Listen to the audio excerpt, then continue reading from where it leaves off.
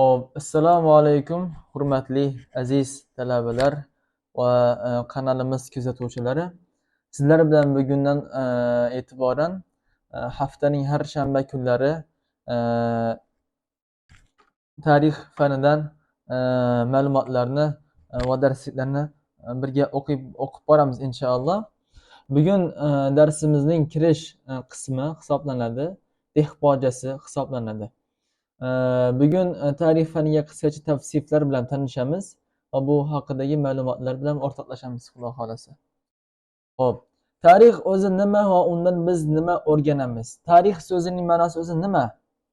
Ya'ni tarix arabcha so'z bo'lib, ya'ni sharhida shunday matnlar keladiki, at-tarix huvallazi waqa'a hadathun fil madi. Ya'ni tarix shunday narsaki, o'tmishda sodir bo'lgan biror bir hodisa yoki bir voqea jarayoni hisoblanadi. Asli lug'aviy ma'nosi. Istilohiy ma'nosi esa kengroq, buni sizlar bilan birga sharhlaymiz, lekin asosiy lug'aviy ma'nosi bir hodisa yoki bir voqealikka tarixda, ya'ni o'tmishda sodir bo'lgan voqealikka aytiladi. Kechagi kunimiz ham tarix, undan oldingi kunimiz ham tarix, o'tgan har bir soniyamiz ham tarixga muhrlanadi, ya'ni kiritiladi. Lekin tarixga binoan yashasak va shunga yarasha harakatda bo'lsak, ishtihodda bo'lsak, tarixga bitiladi. Agarda shu oddiy bir inson bo'lib qo'limizdan hech nima kelmasa o'tadigan bo'lsak, bizni tarixga muhrlashmaydi. Xo'p, va biz bu tarixdan nima o'rganamiz deganda, tarixdan asosan biz xulosa o'rganamiz va agarda fan jihatdan oladigan bo'lsak, tarixdan biz voqealarni voqea va vaqtlarni, sanalarni o'rganishimiz va ma'lumotlarni jamlashimiz mumkin. Bu ya'ni lug'aviy jihatdan, ya'ni fan jihatidan. Yo'q, agarda tarixdan yana nimani o'rganishimiz mumkin deganda, asosan xulosani o'rganamiz. Tarixdan biz saboq o'rganamiz. Kecha va kunduz, kecha va bugun degan gapimiz shundan kelib chiqqan. Ya'ni tarixdan biz xulosa, saboq, deyarli ibrat olishimiz mumkin. Ajdodlarimiz yoki o'tmishda yashab o'tgan insonlar takrorlagan xatolarni biz kelajagimizda takrorlamasligimiz zarur hisoblanadi. Tarixchi uchun bu. Tarix bir ma'noda kelajakdir deganlar bejiz emas. Ya'ni kelajagimizni biz tarixga qarab quramiz. Shunga qarab moslaymiz. O'tmishda sodir qilingan xato, kamchiliklar, nuqsonlarni kelajagimizda takrorlamaslikka harakat qilamiz.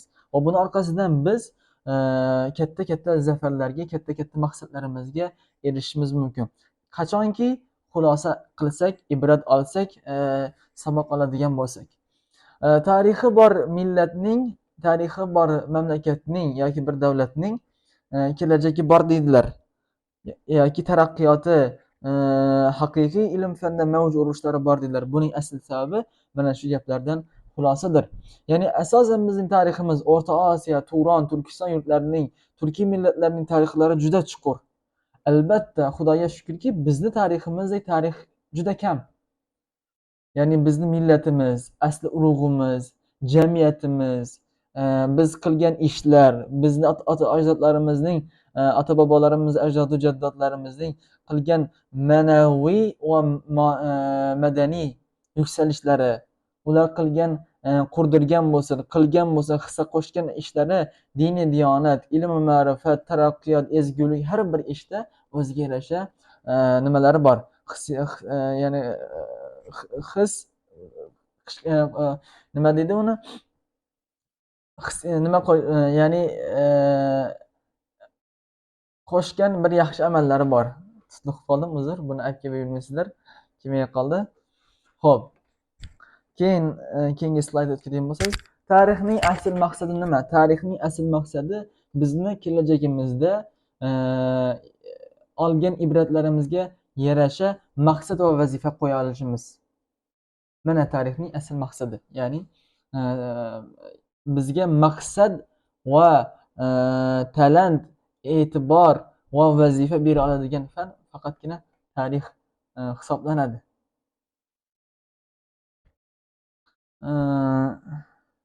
Ya'ni saboqlarimizni olingan ma'lumot va ibratlarimizni kelajakda maqsad va vazifaga aylantirishimiz mana shu haqiqiy tarixning asl maqsadi hisoblanadi. Hop, tarixni nima uchun o'rganishimiz kerak?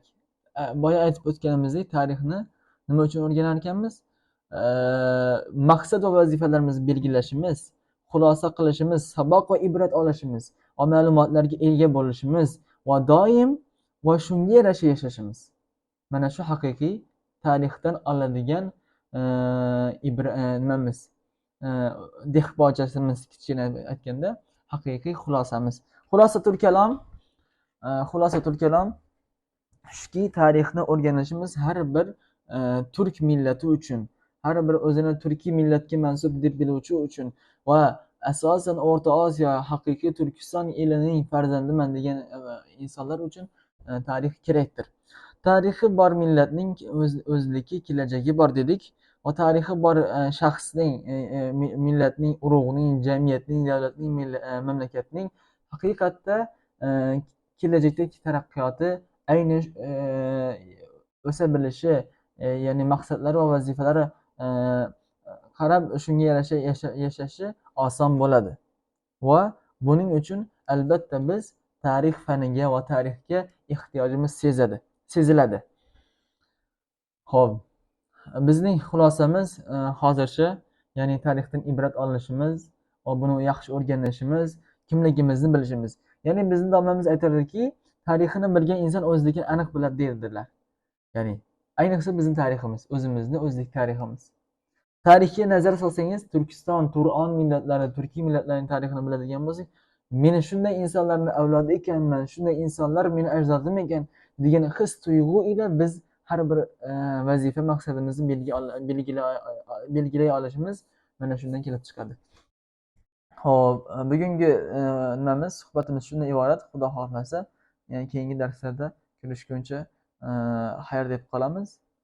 Assalomu alaykum va rahmatulloh.